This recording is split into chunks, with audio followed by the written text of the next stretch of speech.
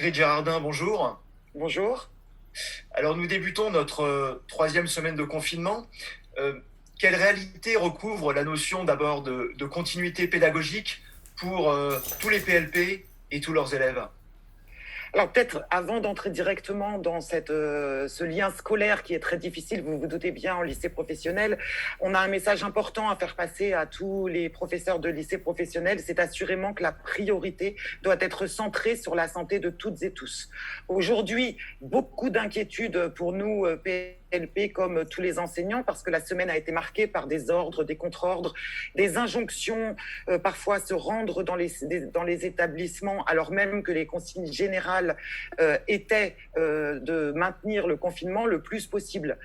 Nous continuons aussi de dénoncer le manque de matériel de protection de base pour les personnels engagés pour garder les enfants des personnels soignants, mais aussi pour tous les PLP qui sont engagés auprès d'associations pour venir en aide aux plus démunis. Alors, évidemment, vous avez raison, une forte inquiétude pour nos élèves.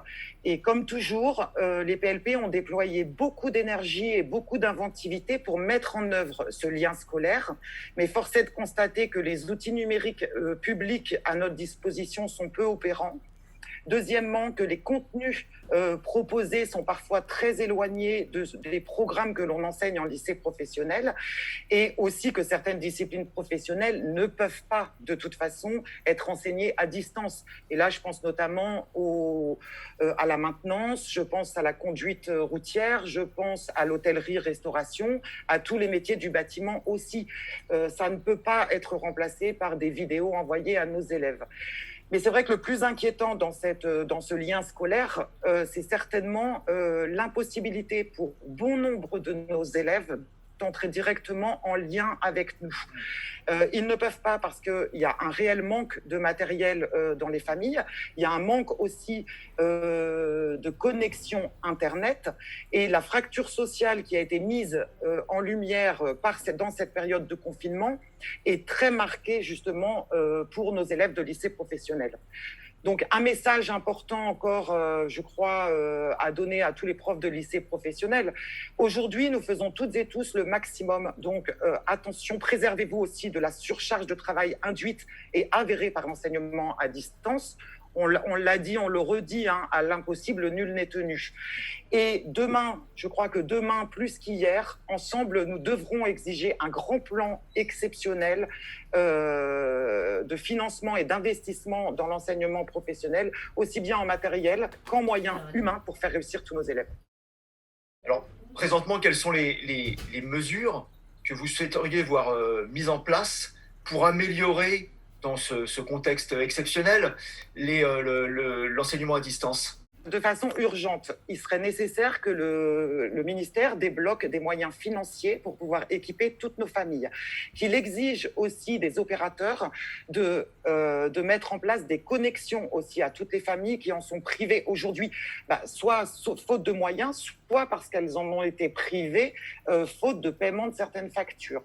Et ensuite, il faudrait débloquer aussi des moyens humains pour contacter ces jeunes le plus possible pour essayer de mettre en place le lien scolaire que nous n'avons pas réussi à mettre à l'œuvre encore aujourd'hui.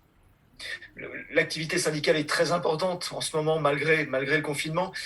Comment poursuivre aujourd'hui cette activité syndicale? L'activité syndicale à l'heure actuelle est toujours très dense, malgré le confinement. Nous sommes beaucoup sollicités, et c'est bien, et nous appelons tous les collègues à continuer à solliciter, tous les militants SNUEP dans les académies, nous solliciter aussi, nous, au niveau national, parce que nous répondons chaque jour à vos demandes de conseils, je pense notamment aux mutations, à vos inquiétudes aussi face au déroulement des concours, aux procédures de titularisation pour les stagiaires.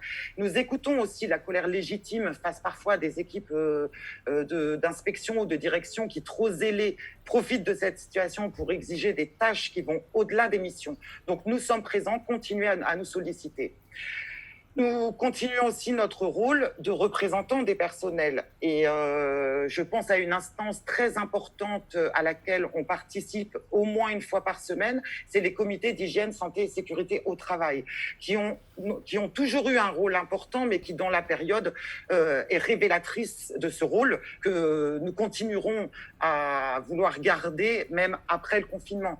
Je pense à nous faisons remonter toutes les demandes des collègues et parfois il y a des réponses immédiates dans les académies et lorsque cela n'est pas possible ou que les demandes concernent justement toutes les régions, on fait remonter au CHSCT ministériel.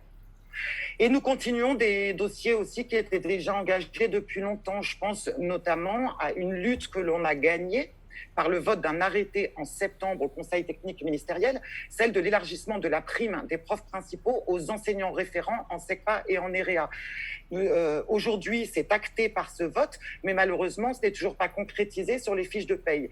Donc, nous avons prévenu les services du ministère et nous avons envoyé une lettre officielle au ministre pour que cette prime soit réellement actée dans les mois à venir avec toute la rétroactivité puisque ce vote a eu lieu en septembre.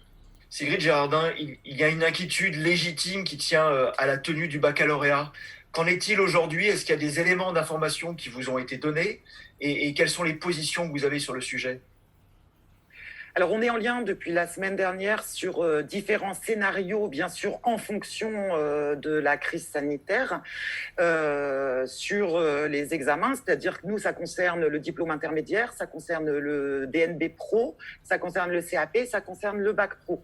Donc, nous aussi, nous portons des propositions sur les différents scénarios. Ces propositions seront arbitrées cette semaine. Normalement, le ministre devrait s'exprimer et nous reviendrons vers vous pour vous porter un peu l'analyse que nous ferons, nous, des différences, des annonces qui auront été faites. Mais déjà, ce que nous portons, nous, c'est que les choix du ministre doivent être guidés par 3 grands principes. Le principe de ne pas surcharger les collègues en termes de correction, en termes d'oraux à la suite de ce confinement. Deuxièmement, nous devons absolument conserver une équité entre tous les élèves sur l'ensemble du territoire. Et ensuite, il est important aussi que les examens professionnels ne soient pas dévalorisés parce qu'ils certifient la capacité à entrer dans un métier. Donc voilà, on envisage des scénarios en fonction de ces grands principes.